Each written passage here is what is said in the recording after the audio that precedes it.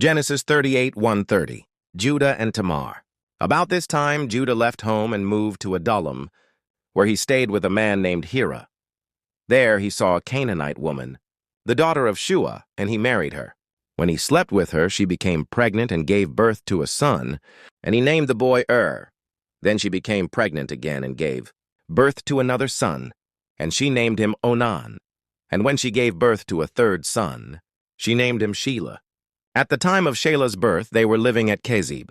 In the course of time, Judah arranged for his firstborn son, to marry a young woman named Tamar.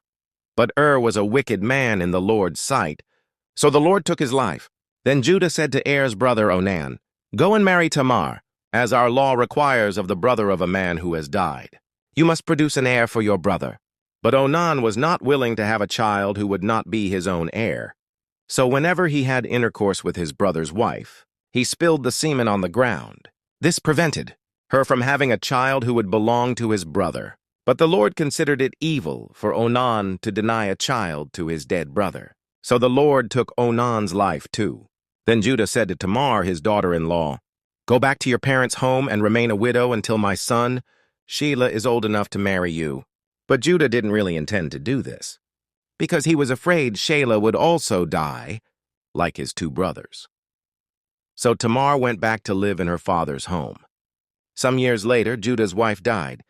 After the time of mourning was over, Judah and his friend Hira the Adullamite went up to Timnah to supervise the shearing of his sheep. Someone told Tamar, "Look, your father-in-law is going up to Timnah to shear his sheep."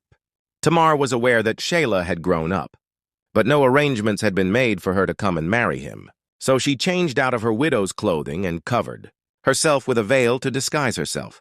Then she sat beside the road at the entrance to the village of Enaim, which is on the road to Timnah.